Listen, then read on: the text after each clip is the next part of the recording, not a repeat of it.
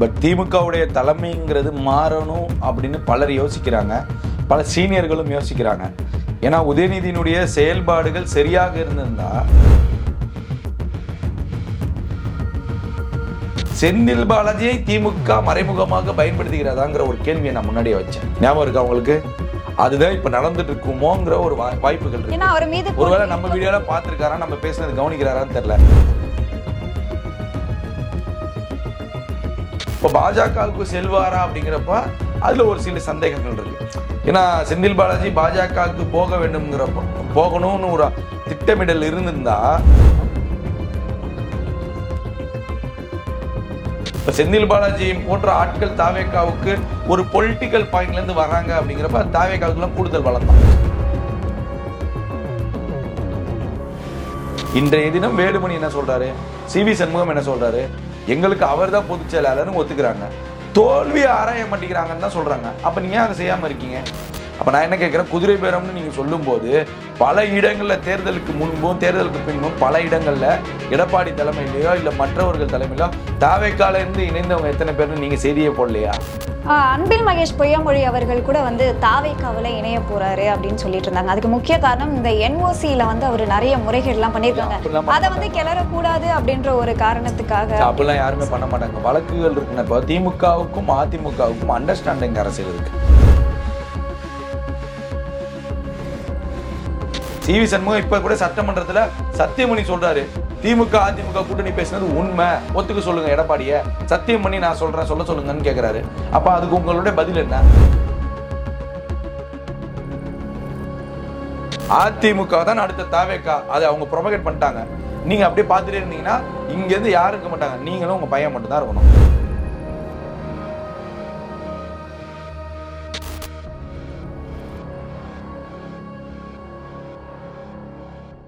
ஜாம்பவான் நேயர்களுக்கு வணக்கம். நான் உங்க தீபிகா. இன்றைய நிகழ்ச்சியின் சிறப்பு விருந்தினர் இளம் பத்திரிகையாளர் யாசர் அவர்கள். வணக்கம் சார். வணக்கம் தீபிகா. சார், ஆக்சுவலா இப்போ திமுகவுடைய தலைமை மாறுறதா ஒரு பேச்சு போயிட்டு இருக்கு. ஸ்டாலின் அவர்களுடைய இடத்துல உதயநிதி ஸ்டாலின் அவர்கள் வர போறாரு அப்படின்னு சொல்லி. ஸோ இந்த ஒரு சுச்சுவேஷன்ல செந்தில் பாலாஜி அவர்கள் பாஜகவுக்கு போறதா சொல்றாங்களே, இது எப்படி சார் பாக்குறீங்க?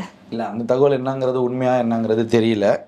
பட் திமுகவுடைய தலைமைங்கிறது மாறணும் அப்படின்னு பலர் யோசிக்கிறாங்க, பல சீனியர்களும் யோசிக்கிறாங்க. ஏன்னா உதயநிதியினுடைய செயல்பாடுகள் சரியாக இருந்திருந்தா தாவேகாவை எதிர்த்து பல முனை கேள்விகளை முன்வைத்திருக்கலாம். ஏன்னா ஏன் முன்வைக்கல அப்படின்னா, நம்ம ஒண்ணுமே செய்யலையே, செஞ்சுதானே கேள்வி வைக்க முடியும் அப்படிங்கிற ஒரு சூழல் இருக்கு. அப்ப எம்ஆர்கே பன்னீர்செல்வம் போன்றவங்கலாம் ஜாலியா விளையாண்டுருக்காங்க. உங்களுக்கு புரியுதா? நீங்க 50-60 வருஷம் பாரம்பரிய கட்சி, பல 25-30 வருடங்களாக ஆட்சி அதிகாரத்தில் இருக்கீங்க. அப்படி இருக்கிறப்போ உங்களுக்கு என்ன சிரிப்பு இருக்குன்னு நான் கேட்குறேன். தோற்று போய் கிடக்குறீங்க. அது சின்ன பசங்க எல்லாருமே வெற்றி பெற்று வந்தது. உங்களை விட அனுபவம்ல கம்மி. உங்களை அடித்து துவம்சம் பண்ணி மேலே வந்துட்டாங்க, உட்காந்துட்டாங்க உங்களுக்கு எதிராக. நீங்கள் என்ன யார் உட்கார மாட்டாங்கன்னு நினச்சவங்களோ அவங்களாம் உட்காந்துட்டாங்கிறப்ப நீங்கள் அவங்கள எதிர்த்து என்னென்ன கேள்விகள் வைக்கிறீங்க, என்னென்ன ஆலோசனை கொடுக்குறீங்கிற ஒரு கேள்வி இருக்குல்ல, அது யாருமே செய்யலை. செய்யாதனால இவர் என்ன பண்ணுறாரு, எம்ஆர்கெல்லாம் எடப்பாடி பக்கத்தில் இருக்கிறனால அவர்கிட்ட குசு குசுன்னு பேசிட்டு இருக்காரு. ஆல்ரெடி எடப்பாடினாலே ஒன்றும் பேச முடியாது. ஏன்னா இந்த 2 அரசுமே ஒன்றும் செய்யலைங்கிறத இங்கே பிரச்சனை. கடந்த 5 ஆண்டுகள் கலைஞருடைய திட்டம், கலைஞர் கொண்டு வந்ததெல்லாம் மாற்று கருத்து கிடையாது. அவர் கொண்டு வந்ததுலாம் பல விஷயங்கள்லாம் இருக்குது, அதெல்லாம் மாற்று கருத்துக்கு நமக்கு கிடையாது. இந்த 21-25 வரைக்கும் எதையும் செய்யலைங்கிறத குற்றச்சாட்டு. இங்கே மக்களே அதுதான் சொல்கிறாங்க. கலைஞரோ ஜெயலலிதாவோ கொண்டு வந்தது போல் யாரும் கொண்டு வரலங்கிறத பதிவு செஞ்சாங்க. அப்போ ஜெயலலிதா கொண்டு வந்ததுக்கப்புறம் எடப்பாடி எதுவுமே செய்யலை, கலைஞருக்கு அப்புறம் ஸ்டாலின் எதுவுமே செய்யலைங்கிறத இங்கே குற்றச்சாட்டா இருக்கு. இதுதான் அவங்க உணரணும்னு நம்ம சொல்ல வரோம். அப்ப சட்டசபையில எதுவுமே எதிர்த்து கேள்வி கேட்க முடியாத சூழல் இருக்கு. நீங்க கேட்டுட்டாதான் உங்க தொகுதியில ஏன் இத்தனை ஓட்டுல ஜெயிச்சிங்கிற கேள்வியெல்லாம் வரும். உங்களுக்கு புரியுதா? நீங்க நல்லா பண்ணியிருந்தா 10 லட்சம் 50,000 1 லட்சம் ஓட்டுல நீங்க ஜெயிச்சிருக்கலாம். நல்லா பண்ணாதனால தான் 500-1000 ஓட்டுல ஜெயிக்கிறீங்க. உங்களுக்கு புரியுதா? அப்படி இப்போ அங்க கேள்விகள் எல்லாம் நிறைய வருது. அப்போ நீங்கள் ஒரு படி கேட்டீங்க செந்தில் பாலாஜிக்கு. நம்ம சேனல்லே நான் செந்தில் பாலாஜியை பற்றி அவர் கைது அப்போ நான் சொல்லியிருந்தேன், இந்த விசாரணைக்காக நிபந்தனை ஜாமீன் போடுறப்ப செந்தில் பாலாஜியை திமுக மறைமுகமாக பயன்படுத்துகிறதாங்கிற ஒரு கேள்வியை நான் முன்னாடியே வச்சேன். ஞாபகம் இருக்கா உங்களுக்கு? அதுதான் இப்ப நடந்துட்டு இருக்குமோங்கிற ஒரு வாய்ப்புகள் இருக்கு. ஒருவேளை நம்ம வீடியோல பார்த்திருக்காரா, நம்ம பேசுனது கவனிக்கிறாரான்னு தெரியல. ஏன் அப்படின்னா திமுக, அதாவது தாவேகாவுக்கு எதிராக திமுகல இவர் தான் பண்ணுவாருங்கிற ஒரு முத்திரையை குத்திட்டாங்க. அது செந்தில் பாலாஜிக்கே தெரியாம நடக்குதாங்கிறத நான் கேட்கிறேன். அரசியல் ரீதியா, பொலிட்டிக்கல் ரீதியா செந்தில் பாலாஜி கரூர் பகுதியில் நல்ல ஒரு செயல்படக்கூடிய அரசியல்வாதி, அதில் மாற்று கிடையாது. பொலிட்டிக்கல் பாயிண்ட்லேருந்து நான் சொல்கிறேன், உங்களுக்கு புரியுதா? திமுக பாயிண்ட்லேருந்து பேசுகிறேன். ஒரு அரசியல்வாதியாக பார்க்குறப்ப அவர் அரசியல்வாதி, சரியாக செயல்படக்கூடிய அரசியல்வாதி, அதில் மாற்று கருத்து கிடையாது. ஆனால் அவரை திமுக பயன்படுத்திக்கிறதா, எல்லாத்துக்கும் செந்தில் பாலாஜி மேலே பழிய போடலாங்கிறத, செந்தில் பாலாஜிக்கு தெரியாமலே ஒரு ஸ்ட்ராட்டஜி நடக்குதாங்கிறத நான் நம்ம ஜாமான் சேனல்லே அதை பேசியிருக்கேன். அதுவும் ஒரு பக்கம் வைரலாகவும் போச்சு. இப்போ நான் என்ன கேட்குறேன், அதெல்லாம் பார்த்துட்டாரோ செந்தில் பாலாஜிங்கிற ஒரு டவுட் இருக்குது நீங்கள் கேட்ட கேள்வினால. இப்போ பாஜகவுக்கு செல்வாரா அப்படிங்கிறப்ப அதில் ஒரு சில சந்தேகங்கள் இருக்குது. ஏன்னா செந்தில் பாலாஜி பாஜகவுக்கு போக வேண்டும்ங்கிறப்ப, போகணும்னு ஒரு திட்டமிடல் இருந்திருந்தா அவருக்கு நிறைய ஆஃபர்கள் வந்தது உண்மை. நீங்கள் அண்ணாமலை வருவதற்கு முன்பு கூட பாஜகவில் அவருக்கு ஆஃபர்கள் வந்தது. அதே போல் அதிமுகவில் அதிருப்தியாக இருக்கக்கூடிய நிலத்திலையும் நிறைய ஆஃபர்கள் வந்துச்சு. எடப்பாடியின் ஆட்சி இதில் இருக்கிறப்பறையும் கூட அவருக்கு நிறைய ஆஃபர்லாம் வந்துச்சு. அப்பெல்லாம் முடிவெடுக்காத, அப்பெல்லாம் இங்கே போயிடலாமா கட்சி தாவிடலாம்னு முடிவெடுக்காத செந்தில் பாலாஜி இப்போ செய்வாருங்கிற நம்பிக்கை எனக்கு இல்லை. மீண்டும் அதிமுக அதெல்லாம் சொல்கிறேன், மீண்டும் அதிமுகவுக்கு போவாரா அப்படிங்கிறப்ப அது ஒரு பெரிய கேள்வி. ஏன்னா அதிமுகவே இல்லாத சூழல் தான் இருக்குது. அப்போது நீங்கள் திமுகலேருந்து வெளியேறினீங்களா எங்கே போவீங்கன்னு ஒரு பெரிய கேள்வி இருக்குல்ல. ஸோ அவ்வளோ சீக்கிரம் அந்த முடிவுகள் எடுக்க மாட்டார்னு நான் நினைக்கிறேன்.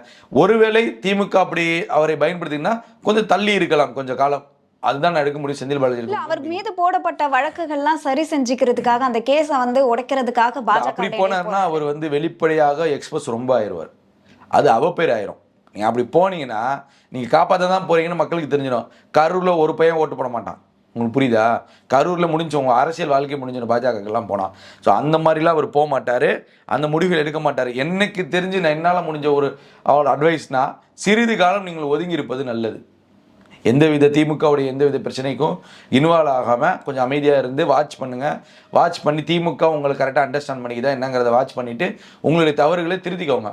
திருத்தி சில காலங்களில் ஓய்வு பெற்று அமைதியாக இருந்தீங்க அப்படின்னா அதுக்கப்புறம் நீங்கள் தாவேக்கா போனால் கூட தாவேக்கா உங்களை வரவேற்கும், மாற்று கருத்து கிடையாது. விஜய் உங்களை அரவணைப்பார். சரியாக இப்போ சென்றீங்கன்னா அரவணைச்சு வச்சுக்குவாங்க தாவேக்கா, அதெல்லாம் மாற்று கருத்து கிடையாது. இப்போ செந்தில் பாலாஜி போன்ற ஆட்கள் தாவேக்காவுக்கு ஒரு பொலிட்டிக்கல் பாயிண்ட்லேருந்து வர்றாங்க அப்படிங்கிறப்ப அது தாவேக்காவுக்குலாம் கூடுதல் பலம் தான்.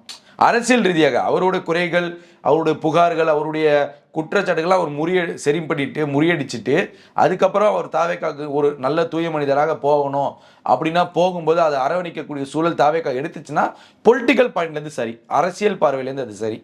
மற்றபடி நான் அதை சொல்ல மாட்டேன். பர்சனலாக அவங்களுக்குள்ள இஷ்யூ இருக்குது, அதனால நான் செந்தில் பாலாஜியை சேர்த்துக்க மாட்டேன் அப்படின்னு நினைக்கிறேன். அது தாவேக்காவுக்கும் லாஸ்ட் தான், செந்தில் பாலாஜி இல்லாதனால. ஸோ அந்த முடிவுகள்லாம் அவர் எடுக்க மாட்டோம். அந்த அளவுக்கு போக வேணாம், பாஜகவுக்கு போக மாட்டார். இருந்தால் எனக்கு தெரிஞ்சு கொஞ்ச நாளும் ஓய்வு நிலையில் இருப்பார்னு நான் நினைக்கிறேன். அன்பில் மகேஷ் பொய்யாமொழி அவர்கள் கூட வந்து தாவேக்காவில் இணைய போறாரு அப்படின்னு சொல்லிட்டு இருந்தாங்க. அதுக்கு முக்கிய காரணம் இந்த என்ஓசியில வந்து அவர் நிறைய முறைகேடுலாம் பண்ணியிருக்காங்க, அதை வந்து கிளறக்கூடாது அப்படின்ற ஒரு காரணத்துக்காக. அப்படிலாம் யாருமே பண்ண மாட்டாங்க. வழக்குகள் இருக்குன்னா இப்போ திமுகவுக்கும் அதிமுகவுக்கும் அண்டர்ஸ்டாண்டிங் அரசியல் இருக்கு. திமுக ஜெயலலிதா கருணாநிதி இருக்கும்போது, திமுக ஆட்சிக்கு கலைஞர் ஆட்சிக்கு வராருன்னா ஜெயலலிதா எதிர்கட்சியாக இருந்தாங்கன்னா ஒரு அண்டர்ஸ்டாண்டிங் இருக்கும். இப்போ எடப்பாடி இருக்கும்போது ஸ்டாலின் அவர்கள் எதிர்கட்சி தலைவர்னு ஒரு அண்டர்ஸ்டாண்டிங்கில் போச்சு. திமுக ஆட்சிக்கு வரப்போ எடப்பாடி மேலேயும் நிறைய குற்றச்சாட்டுகள் இருக்குன்னு தேர்தல் பிரச்சாரங்களே ஸ்டாலின் பேசினார்ல, ஒன்று நான் வெளியே கொண்டு வருவேன், தூத்துக்குடி துப்பாக்கி சூட்டுக்கு உண்மையான குற்றவாளிகள் நான் தண்டனை வாங்கி கொடுப்பேன்னு சொன்னார். ஜெயராஜ் பென்னிக்ஸ் வழக்கில் சொன்னீங்க, என்ன ஆச்சு? அதெல்லாம் என்ன இருக்கு? அதுதான் அண்டர்ஸ்டாண்டிங் அரசியல். ஆனால் அதை நீங்கள் தாவேக்காட்ட எதிர்பார்க்க முடியாது. ஏன்னா தாவேக்கா டிரான்ஸ்பரண்ட் அரசியல், மக்களால் தேர்ந்தெடுக்கப்பட்ட அரசியல், மக்கள் அவர்களை நம்புறாங்க, தாவேக்காவை நம்புறாங்க, விஜய் அவர்களை நம்புறாங்க. அப்படிங்கிறப்ப அந்த தவறை தாவேக்கா செய்யாது அண்டர்ஸ்டாண்டிங் அரசியலுக்கு. அதனால தான் வெளிப்படையாக ஆதவர்ஜனன் 9,000 கோடி நீங்கள் 9,000 கோடி நீங்கள் வாங்கினதை சட்டசபையில் பேசுகிறாருங்கிறப்ப அந்த அண்டர்ஸ்டாண்டிங் அரசியலுக்கு போகவே மாட்டாங்க. ஏன்னா இத்தனை ஆண்டு காலம் இந்த அமௌண்ட் வாங்குறாங்கன்னு நமக்கு ரொம்ப நாளாக தெரியும், எல்லாருக்கும் தெரியும், பத்திரிகையாளர்களாம். ஆனால் இது டிரான்ஸ்பரண்டாக யாரும் பேசலைல்ல. இன்னைக்கு பேசக்கூடிய சூழல் வருது அப்படின்னா அந்த அண்டர்ஸ்டாண்டிங் பாலிடிக்ஸுக்கு தாவேக்கா எடுப்படாது, தாவேக்கா அதுக்கு போகாதுங்கிறது நல்லா கிளியராக இங்கே தெரியுது. அப்போ அதெல்லாம் வதந்திகள், பொய் செய்திகள் அதெல்லாம்.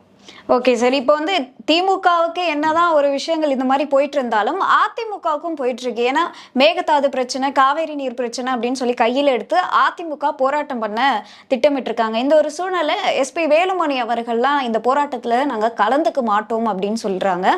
மீண்டும் அதிமுக உடைகிறதா அப்படின்ற மாதிரி வருது. இப்போ சட்டசபையில் ஆதவர்ஜுனன் வந்து சில விஷயங்களை சொல்றாரு. என்னன்னா 2017 அப்புறம் இப்போ நடக்கிறது அம்மாவுடைய ஆட்சின்னு சொல்லிட்டாரு. இப்போ அவங்க அதிமுகவே நாங்கள் தாங்கிறத டிஃபைன் பண்ணுறாங்க. யார்கிட்ட? மீதி சொச்சம் இருக்கக்கூடிய அதிமுக எம்எல்ஏ கிட்ட அதிமுக தலைவர்கள்ட்ட அவங்க டிஃபெண்ட் பண்ணுறாங்க. நாங்கள் தான் அதிமுக, தாவேக்கா தான் அதிமுக. அதற்கு ஏற்றார் போல தான் விஜய் அவர்களுடைய செயல்பாடுகள்லாம் சில இடங்கள்ல இருக்குது. பல இடங்களில் கட்டுரைகள் வருது முதல் பக்கமே. அந்த ஜெயலலிதா அவர்கள் அணிந்த உடைய விஜய் மேலே போட்டு அந்த கார்ட்டூன் மாதிரிலாம் பண்ணி ஆட்சியை வழிநடத்தும் விஜய் அப்படிங்கிற மாதிரிலாம் போடுறாங்க. ஸோ அவர்கள் அப்போ ஜெயலலிதாவுடைய ஆட்சி எந்த அளவுக்கு ஸ்ட்ரிக்டான கவர்மெண்ட்டாக இருந்தது என்பதை இது பிரதிபலிக்குதுங்கிற ஒரு பார்வையில் நம்ம பார்க்குறோம். அப்போது அந்த ஸ்ட்ரிக்டை விஜய் அவர்களும் செய்கிறாருங்கிறப்ப அதிமுக தொண்டர்களுக்கு அந்த மனநிலை இருக்கும்ல, நம்ம அம்மா பண்ணுற ஸ்டைல்லே பண்ணுறாரு, நம்ம அந்த ஸ்டைலில் தான் இவர் கட்சி போகுதுங்கிறப்ப இங்கே வந்துடலாமாங்கிற ஒரு எண்ணம் அவங்களுக்கு தோணும்ல. அதன் அடிப்படையில் இங்கே வராங்க. அதிமுகவில் வந்து குறைகள் இருக்குது, அதிமுகவில் பிரச்சனைகள் இருக்குது அப்படின்னா அதை சரி செய்யாத எடப்பாடி அப்படியே அமைதி காக்கும் போது இந்த மக்கள் ஒரு காலகட்டத்துக்கு மேலே என்ன பண்ணுவாங்க? இப்போ நீங்கள் ஆட்சி அதிகாரத்தில் 10 வருஷம் 15 வருஷம் உங்களால் உட்கார முடியல அப்படின்னா அந்த 15 வருஷம் நீங்கள் கட்சியை வழி நடத்தணும், 15 வருஷம் இந்த தொண்டர்களை ஆசுவாசப்படுத்தணும் அப்படின்னா அதுக்கான முடிவுகளை நீங்கள் எடுத்துருக்கணுமா இல்லையா? இன்றைய தினம் வேலுமணி என்ன சொல்கிறாரு, சிவி சண்முகம் என்ன சொல்கிறாரு, எங்களுக்கு அவர் தான் பொதுச் செயலாளர்னு ஒத்துக்கிறாங்க, தோல்வியை ஆராய மாட்டேங்கிறாங்கன்னு தான் சொல்கிறாங்க. அப்போ நீங்கள் அதை செய்யாமல் இருக்கீங்க? இல்ல, அதுக்கு வந்து அதிமுக என்ன சொல்லுதுன்னா, இவங்க எல்லாருமே தாவேக்காவுக்கு சப்போர்ட் பண்றதுக்கு ஒரே ரீசன் என்ன அப்படின்னா, தாவேக்காவுக்கு போயிட்டா இவங்களுக்கு வந்து பதவிகள் கிடைச்சிரும் அப்படின்னு வந்து ஒரு ரீசனுக்கு. பதவிகள்லாம் முக்கியமே கிடையாது. இப்போ பதவிகள்லாம் இவங்க திமுக போனால் கூட கொடுப்பாங்க, வேற எந்த கட்சிக்கு போனாலும் கொடுப்பாங்க, அதெல்லாம் முக்கியம் கிடையாது. நான் என்ன, இங்கே ஆட்சி அதிகாரம் யாருக்கிட்ட இருக்கோ அதை ருசி பார்க்காதனால தான் இவங்க அந்த முடிவுகள் எடுக்கிறாங்க. புரியுதா உங்களுக்கு? எனக்கு கவர்மெண்ட் யார் கவர்மெண்ட்டோ அவங்களுக்கு ஏதுவாக, ஏன்னா அண்டர்ஸ்டாண்டிங் கவர்மெண்ட்டுக்கு தாவேக்கா வரல. ஒன்று நீ முழுமையாக தாவேக்காக்குவா அப்படின்னு தான் அவங்க டிஃபெண்ட் பண்ணுறாங்க. நல்லா தெளிவாக கிளியராக தெரியுது. இதே திமுக அதிமுக மாதிரி உள்ளுக்குள்ளே ஒன்றுனா இன்னரும் அவங்க அங்கே இருந்துக்கிட்டே தாவேக்காவை எதிர்ப்பாங்க, ஆனால் மறைமுகமாக டீலிங் வச்சுக்குவாங்க. தாவேக்கா அதுக்கு இடம் கொடுக்க மாட்டேங்குதுங்கிறது கிளியராக தெரியுது. அப்படிங்கிறப்ப நீங்கள் ஒன்று அதிமுக முழுசாக விட்டுட்டு தான் தாவேக்காவுக்கு போவோம். இந்த சூழல் தான் இருக்கும். இதுக்குள்ளே குதிரை பேரத்தை கொண்டு வந்து செலுத்திட்டு இருக்காங்க அதிமுகவில் இருக்க பேச்சாளர்கள்லாம். அப்போ நான் என்ன கேட்குறேன், குதிரை பேரம்னு நீங்கள் சொல்லும்போது பல இடங்களில் தேர்தலுக்கு முன்பும் தேர்தலுக்கு பின்பும் பல இடங்களில் எடப்பாடி தலைமையிலையோ இல்லை மற்றவர்கள் தலைமையிலோ தாவேக்கால இருந்து இணைந்தவங்க எத்தனை பேர்னு நீங்கள் செய்தியே போடலையா? அப்போ அதுக்கு பேர் என்ன குதிரை பேரமா? குதிரை பேரமா? சரி, இங்கே உங்கள் கூட இருந்த ஓபிஎஸ் திமுகவுக்கு போனார், குதிரை பேரத்திலையா போனார்? சரி, அதை விடுங்க. தேர்தலுக்கு பின்பு பெஞ்சமின் ஒரு முன்னாள் அமைச்சர் இருந்தார் மதுராவில், அவர் ஸ்டாலின் முன்னிலையில் இருந்தார். அவர் தான் இந்த RS பாரதி பேசுகிறப்பெல்லாம் பக்கத்தில் உட்காந்துருக்காரு. அப்போ அவர்லாம் போகிறது குதிரை பேரமா? என்ன பேசுகிறீங்க நீங்கள்? கரண்ட் எம்எல்ஏ போயிட்டா குதிரை பேரம், மற்றவங்க எம்எல்ஏ இல்லாதவங்க போனால் குதிரை பேரம் இல்லை. அது எப்படி ஏற்றுக்க முடியும்? என்ன லாஜிக்கில் பேசுகிறீங்க? சும்மா எல்லாமே அவதூறு. நீங்கள் சரியாக இருந்தால் ஏன் எல்லாம் இங்கே வரான்? நான் உனக்கு குற்றச்சாட்டு உங்கள் மேலே வைக்கிறாங்க. தேர்தல் தோல்விக்கு என்ன காரணம், வாங்க முடிவெடுக்கலாங்கிறாங்க. நீங்களே பொதுச்செயலாளருங்கிற, நீங்கள் பொதுச்செயலாளர் இருந்து என்னத்தை இங்கே சாதிச்சிங்க? தொடர் தோல்வியை தான் சாதிச்சிட்ருக்கீங்க. நீங்கள் எடுத்த பிஜேபியோட கூட்டணி முடிவு தவறான முடிவு. நீங்கள் அண்ணாமலை வேணான்னு சொன்னீங்க, அந்த பதவியை அவங்க காலி பண்ணி கொடுத்து நீங்கள் கிழிச்சிட்டிங்களா? இங்கே அதுதானே அவங்க வைக்கிறாங்க. அப்போ அங்கே போய் இங்கே கேட்கணும்ல. நீங்கள் அதிமுக இந்த மாதிரி கண்டிஷனில் போயிட்டுருக்கு, இதை சரிப்படுத்தணும்னு வேலுமணி சிவி சண்முகம்லாம் சொல்கிறாங்க. அது நீங்கள் ஒத்துக்க மாட்டீங்க. சிவி சண்முகம் இப்போ கூட சட்டமன்றத்தில் சத்தியமணி சொல்கிறாரு, திமுக அதிமுக கூட்டணி பேசினது உண்மை, ஒத்துக்க சொல்லுங்க எடப்பாடியை, சத்தியம் பண்ணி நான் சொல்றேன் சொல்ல சொல்லுங்கன்னு கேட்கிறாரு. அப்ப அதுக்கு உங்களுடைய பதில் என்ன? சரி, அந்த மாதிரி இல்ல, அதுக்கான பேச்சுகள்ல ஆரம்ப காலத்துல வரும்போது நீங்க யாருமே பதில் சொல்லலையே. திமுக இது வரைக்கும் அதை பத்தி பேசியிருக்கா? திமுக அதிமுகவோட கூட்டணி நடத்தும் போது திமுக அதிகாரப்பூர்வமாக இந்த தகவல் பொய்யான தகவல், இதற்கான முன்னேற்பாடுகள் திமுக செய்யல, எங்கேயாவது அதிகாரப்பூர்வமாக முரசொலியோ திமுக அறிக்கையை விட்டுச்சா? இல்ல அதிமுக மக்கள் குரல்லையே அதிமுகவுடைய பேடுகளே வந்துச்சா, அறிக்கையில வந்துச்சா? ஏன் நீங்க சொல்லல? அப்ப அந்த குற்றச்சாட்டு மீள மேல வைக்கிறாருல, அந்த முடிஞ்சும் 3 மாசம் ஆயிடுச்சுங்க. விஜயோட ஆட்சி வந்து 100 நாள் ஆயிடுச்சு. 100 நாள் ஆனதுக்கப்புறம் சிவி சண்முகம் அந்த குறைய வைக்கிறாருன்னா தப்பு உங்க மேலே தானே இருக்குன்னு அர்த்தம். நீங்கள் ஓபிஎஸ் விட்டீங்க, சசிகலா விட்டீங்க, டிடி விட்டீங்க, அதுக்கப்புறம் எல்லாத்தையும் நீங்கள் விட்றீங்க. எல்லாருமே கட்சி தாண்டி போகிறாங்க அப்படின்னா எடப்பாடி சரியாக இருந்தால் ஏன் போகிறாங்க? அப்போ தவறு அங்கே இருக்குங்கிறது கிளியராக தெரியுதுல்ல. அப்போ அந்த தவறை நீங்கள் திருத்திக்கணும்ல. விஜயபாஸ்கர் 2 விஜயபாஸ்கர் வந்துட்டாங்க, 2 விஜயபாஸ்கர் 2 மண்டல தளபதிகள். நீங்கள் ஏன் விட்டீங்க? இப்போ கரூரில் அதிமுக முகல் சொல்கிற அளவுக்கு யாருக்கா? புதுக்கோட்டையில் யாருக்கா? அவர் வரப்பே கூண்டோட கூட்டுட்டார் புதுக்கோட்டையை. நீங்கள் என்ன பண்ணுவீங்க? இப்போ ஃப்ரெஷ்ஷு அதிமுக புதுக்கோட்டையில் என்ன பண்ணுவீங்க? இந்த தேர்தலுக்கு அவங்க சமாளிக்க முடியுமா? அப்போ உங்கள் மேலே தவறு இருக்குது, என்ன குறை இருக்குன்னு தானே கேட்குறேன். ஏன் தோல்வியில் ஏன் தேர்தலில் தோத்தீங்க? ஒரு ஆலோசனை கூட்டம் நடத்துங்க, பொதுக்குழு கூட்டுங்க, அதை தானே அவங்க கேட்குறாங்க. அப்போ நீங்கள் செய்யாதப்பா அதிமுக அங்கே தான் போவோம். இந்த அதிமுகவை சீரழியாமல் இந்த எடப்பாடிக்கு அறிவுரை சொல்லக்கூடியவர்கள் இவங்கெல்லாம் சீரழிக்காமல் விட மாட்டாங்க. நல்லா கிளியராக தெரியுது. அதிமுகவை தவறுதலாக வழிநடத்துகிறார்கள். இப்போ இந்த நொடி எந்திரிச்சு இவங்க நின்னா கூட தைரியமாக ஓடினா கூட 2031 எதிர்க்கட்சியாக நல்ல வலுவாக எதிர்க்கட்சியாவோ நல்லா உட்காரக்கூடிய வாய்ப்புகள் இருக்குது. ஆனால் இவங்க உட்கார மாட்டாங்க. அதான் இங்கே சிக்கல். இல்ல, நல்ல எதிர்க்கட்சின்னு சொல்லும்பொழுது அப்ப திமுக ஒரு நல்ல எதிர்க்கட்சியா இப்போ செயல்படலை அப்படின்னு சொல்றீங்க. திமுக வந்து நான் ஒன்று திமுகவுக்கு சொல்லிட்டேன், நீங்கள் விஜயின் மீது நீங்கள் பர்சனல் அட்டாக் செய்ய இன்னும் 15 ஆண்டுகளுக்கு எனக்கு தெரிஞ்சு நீங்கள் இதே கண்டிஷனில் போனீங்கன்னா 15 ஆண்டுகள் அவர்களுடைய குறைகள் தெரியாது, தாவேக்காவுடைய குறைகள் மக்களுக்கு தெரியாது, நீங்கள் பேசுகிறது தான் தெரியும். அதனால் திமுகவை கூட தோற்கடித்துக்கிட்டு எதிர்கட்சியாக உட்காரக்கூடிய வாய்ப்புகள் எடப்பாடிக்கு இருக்குன்னு சொல்கிறேன். அப்போ நீங்கள் ஆளுங்கட்சியாக யாராக இருப்பாங்க நீங்கள் முடிவு பண்ணிக்கோங்க. தாவேக்கா. ஆமாம், அப்போ நீங்கள் இப்படியே பேசியிருந்தா என்ன ஆகும்? நீங்கள் அதிமுக இந்த நிலைமைக்கு போயிட்டீங்க. இப்போ எந்திரிச்சு ஓடினா கூட டைம் இருக்குன்னு தான் சொல்ல வரேன். இது அந்த வேலையை நீங்கள் செய்கிறீங்களா? உங்கள் கூட்டணி கட்சியில் இருக்கக்கூடிய பாமக ராமதாஸே விஜயை புகழ்ந்துட்டு இருக்காரு. அப்போ நீங்கள் என்ன ஒரு கூட்டணி பண்ணுறீங்க? உங்கள் கூட இருக்கக்கூடிய 45 எம்எல்ஏ கூட உங்களால் கண்ட்ரோல் பண்ணி வச்சுக்க முடியல அப்படின்னா நீங்கள் எதுக்கு பொதுச் செயலாளர்? நீங்கள் எதுக்கு தலைவர்? சீரழிச்சிட்டீங்க அந்த கட்சியை. அதை வெளிப்படையாக வந்து பேச மாட்டீங்க. என்ன பண்ண போகிறீங்க நீங்கள்? பிஜேபிக்கு இன்னும் பயந்துட்டீங்க. நான் என்ன கேட்குறேன், டீலிமிட்டேஷன் வந்துருச்சு. டீலிமிட்டேஷனுக்கு எல்லாமே எதிர்ப்பு தெரிவிக்கிறாங்கல்ல, இங்கே ஒரு எதிர்ப்பு தெரிவிக்கல, உங்களுக்கு என்ன கேடுன்னு நான் கேட்குறேன்.